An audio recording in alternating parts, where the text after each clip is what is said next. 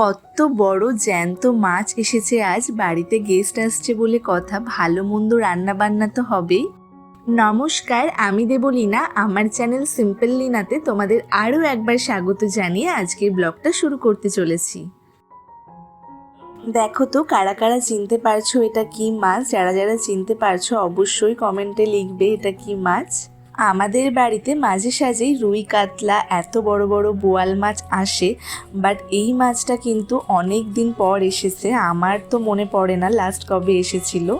আমি বলে দিচ্ছি এটা কি মাছ। এটা হলো চিতল মাছ। এই মাছটা খেতে খুবই ভালো, খুব স্বাদ হয় এই মাছের, বাট একটু কাঁটাটা বেশি হয়।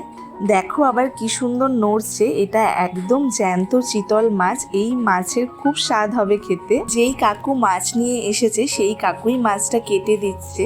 আর এত বড় মাছ কেন আনা হয় আমাদের বাড়িতে অনেকেরই মনে হতে পারে। তোমরা অনেকেই জানো আমাদের জয়েন্ট ফ্যামিলি তো, আর আমরা মাছ খেতে এমনি খুব বেশি ভালোবাসি, তো পুরো মাছ আমাদের একদিনেই শেষ হয়ে যাবে। তার উপর আজকে আবার বাড়িতে গেস্ট আসবে, তাই জন্য তো একটু স্পেশাল আইটেম থাকতেই হয়। এইদিকে মাছগুলো কাটা হোক, আজকে স্নানটা একটু তাড়াতাড়ি সেরে নিই, তাহলে দুপুরের লাঞ্চটা বেশ তাড়াতাড়ি করা যাবে।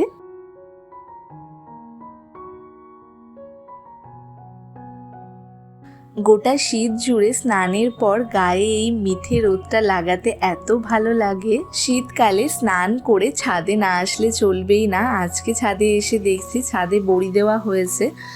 বাড়িতে কিন্তু কেউ বড়ি দেয়নি, মা কাম্মারা। এটা হচ্ছে গাজল কাকা বড়ি দিয়ে গেছে ছাদে। আজকে মায়ের রান্না, মা এইদিকে মাছ ভাজাও শুরু করে দিয়েছে। আজকে আর বেশি কিছু রান্না হবে না। আমাদের বাড়িতে ভালো মাছ হলে সবাই মাছ দিয়েই খায়, অন্য আর কিছু পাতে নেয় না।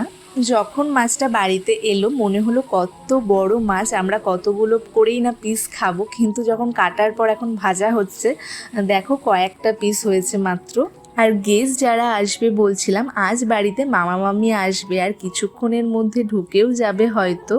মাছের ঝোল পড়ে গেছে, এখন মা আলুগুলো দিয়ে নিচ্ছে।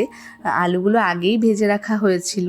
আর আজ মামা মামির সাথে একটা রসগোল্লা আসবে, যে সবসময়ই আসে। সে খুবই মিষ্টি, খুবই সুইট। ওর জন্য খুব অপেক্ষা করে আছি যে কখন আসবে। একটু পর ওকে আসলে দেখতেই পাবে। যাই হোক, গল্প করতে করতে মার এদিকে রান্নাও হয়ে গেল। এবার খেতে বসে পড়ি, আর বেশি লেট করা যাবে না। দেখো ঝোলটা একদম টকবক করে ফুটছে, একটা দারুণ স্মেল বেরিয়েছে। মাছের ঝোলটা যে আজকে কতটা ভালো হবে খেতে সেটা স্মেলেই বোঝা যাচ্ছে। আজকে আমার সাথে কে আছে দেখো, আমাদের রসগোল্লা এসেছে শীতে ছুটি কাটাতে পরীক্ষা দিয়ে। বেশিরভাগই শীতে আসে মামিরা, তো আজকে এসেছে। ওকে নিয়ে আমরা একটু ঘুরতে যাচ্ছি। এখন আমরা রেডি হয়েছি, ঘড়িতে বাজে 6টা। আজকে হচ্ছে ক্রিসমাসের পরের দিন। ক্রিসমাসের ভাইবসটা যায় না, সেটা পুজো হোক বা ক্রিসমাস হোক যাই হোক, তাই জন্য আমরা একটু বেরাচ্ছি, ঘোরাঘুরি করবো, খাওয়া দাওয়া করবো। তুমি কি খাবে বলে দাও? মোমো। মোমো, ওর খুব ফেভারিট হচ্ছে মোমো, আমরা ওকে মোমো খাওয়াবো। তো এইসবের কারণেই একটু বেরোচ্ছি, তো চলো বেরোই। টাটা। এই যে তোমরা দেখতেই পেলে আমাদের রসগোল্লাকে, সত্যিও পুরো রসগোল্লার মতন সুইট। গোটা দুপুরটা ওর সাথেই ছিলাম আর অনেক গল্প করছিলাম। তারপরে আমরা উঠে রেডি হয়ে আমি আর বোন ভাবলাম একটু বেরাবো, টুকটাক একটু দরকার আছে। তো যখনই আমরা রেডি হতে নিলাম ও আমাদের কাছে এসে বলল আমাকে নিয়ে যাবে, আর ওর কথা কি ফেলা যায়, তো বললাম চল তোকে ঘুরিয়ে নিয়ে আসি। আর ওর আবদার হচ্ছে ও মোমো খাবে, সেটা তো শুনতেই পেলে। ও মোমো খেতে খুব ভালোবাসে। আমাদের এখানকার মতন মোমো ওদের ওখানে পাওয়া যায় না, ওদের বাড়ি হচ্ছে রানাঘাটে। সেটা ওয়াও মোমো ছাড়া অত ভালো মোমো খুব একটা পাওয়া যায় না। তো তাই ওকে নিয়ে চলে এসেছি আমাদেরই এখানকার একটা ফেমাস ক্যাফেতে, যেখানে বেশ ভালো মোমো পাওয়া যায়। এখানকার মোমো আমি একবারই বাড়িতে অর্ডার করে খেয়েছিলাম। বোনও এখান থেকে মাঝে মাঝেই খায়, ও বলে এখানকার মোমো ভালো খেতে। আমারও সেদিন খেয়ে খুব ভালোই লেগেছিল, বাট আমাদের লাকটা খুবই খারাপ। এখন আমাদের এখানে চলছে ফুড ফেস্টিভ্যাল, তো তাদের যেসব কর্মচারীরা আছে সবাই ওই ফেস্টিভ্যালেই আছে। এই ক্যাফেতে এখন কেউ নেই এই মুহূর্তে মোমো করার জন্য। দেখো কোনটা পছন্দ তোমার? ওটা তারপরে আমরা চলে আসি মোমো টোমোতে। এখানে শুধু মোমোই পাওয়া যায়, আর এসে আমরা অর্ডার করে দিই এখানকার ফেমাস প্ল্যাটারটা, যেখানে একসাথে অনেকগুলো মোমো ট্রাই করা যায়। আমি এখানকার মোমো একবারই খেয়েছিলাম, আমার এখানকার মোমো খুব ভালো লেগেছিল।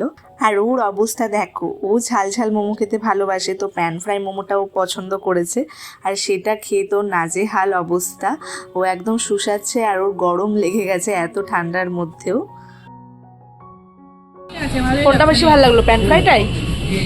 এইটা আমারও এটাই ভালো লাগে। প্যান ফ্রাই মোমো খেতে পছন্দ করলেও ওর এখানকার তান্দুরি মোমোটা বেশি ভালো লেগেছে। আমারও এখানকার তান্দুরি মোমোটা খেতে খুব ভালো লাগে, আমি অন্য কোথাও তান্দুরি মোমো কখনো খাইনি। মোমো খাওয়া দাওয়ার পর আমরা চলে এসেছি একটু ঘোরাঘুরি করতে। পাশেই মাঠে প্রোগ্রাম হচ্ছিল।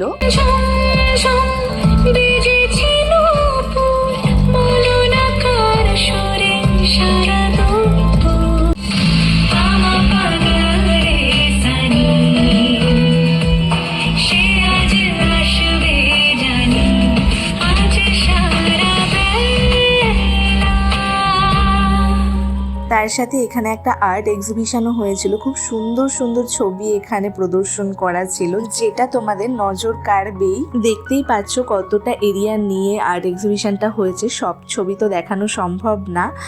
যে কয়েকটা ছবি আমার পার্সোনালি খুব ভালো লেগেছে, প্রত্যেকটা ছবি এখানে খুব ভালো, কয়েকটা ছবি এর মধ্যে থেকে তোমাদেরকে দেখানোর চেষ্টা করছি। আগের বছর বুনো এই আর্ট এক্সিবিশনে নাম দিয়েছিল। বুনো একটা পায়রা এঁকেছিল, যেটা পরে আমাদেরকে ফেরত দেওয়া হয়েছিল, এখনও সেটা বাড়িতে সাজানো আছে, খুব সুন্দর এঁকেছিল। পরে একদিন দেখাবো তোমাদের। আর্টগুলো তোমাদের কেমন লাগলো কমেন্টে জানিও।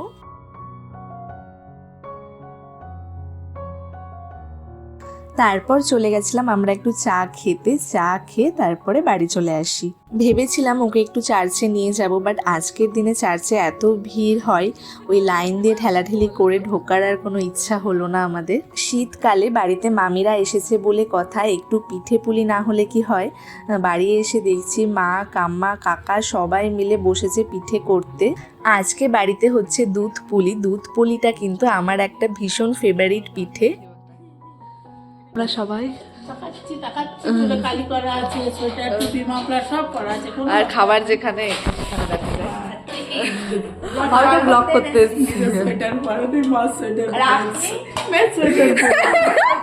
একদম পারফেক্ট সময় কথাটা তোকে বলেছে। এই পিঠেটা হয় চালের গুঁড়ো দিয়ে, আর পুর হিসাবে ভেতরে ক্ষীর, অনেকে নারকেল কোড়া, দুরকমই ইউজ করে। আজকে আমাদের বাড়িতে ক্ষীর দিয়ে এই পিঠেটা করা হচ্ছে। আমার ক্ষীর দিয়ে করলেই বেশি ভালো লাগে খেতে। আমাদের বাড়িতে ছোটোখাটো কিছু হলেও মনে হয় যেন উৎসব, সবাই মিলে আমরা যে কোনো কিছুই এত মজা করে করি। এবার এই পিঠেগুলো নিয়ে দুধে চোবাতে হবে, আর এই পিঠেগুলো শীতকালে করার মজাটা কি বলতো, শীতকালে খাঁটি গুড় পাওয়া যায়। গুড় দিয়ে দুধটাকে ভালো করে জাল দেওয়ার পর যখন এই পিঠেগুলো দুধে ছাড়া হবে, তারপর যখন এই পিঠেটা খাওয়া যাবে, সেটা টেস্টটা একদম স্বর্গ, সেটা মুখে বলে বোঝানো যাবে না। এই পিঠেটা আমরাও বানাতে পারি, বানানো খুব সহজ, কিন্তু আজ বাড়ি এসে আর হাত লাগাতে ইচ্ছা করলো না। আর বানানো প্রায় হয়েই এসেছিল। দেখো প্লেটটা দেখে মনে হচ্ছে পুরো মোমো সাজিয়ে রাখা আছে। মা দুধে আগে কিছুটা গুড় দিয়েছিল, আবারও গুড় দিতে হবে। পিঠে তো প্রায় হয়েই এসেছে। ওইদিকে রসগোল্লা আমাদেরকে ডাকছে, ওর আর একটা নাম আছে, সেটা হচ্ছে রিলস কুইন। ওর রিলস করতে ভীষণ ভালোবাসে, আর ওর প্রতিবারই এসে আবদার থাকে আমাদের সাথে একটা হলেও ও রিলস করবে।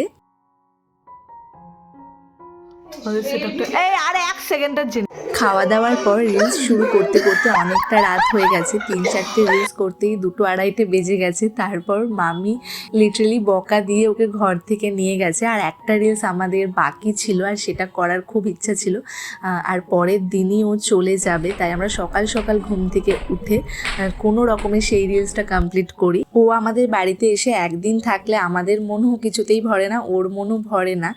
যাই হোক, আজকের মতো ব্লগটা আমি এখানেই শেষ করছি। তোমাদের যদি ব্লগটা ভালো লেগে থাকে লাইক, কমেন্ট অ্যান্ড শেয়ার করবে, সাবস্ক্রাইব করতে ভুলবে না। আবার দেখা হচ্ছে নতুন কোনো ব্লগ নিয়ে, ততক্ষণের জন্য টাটা।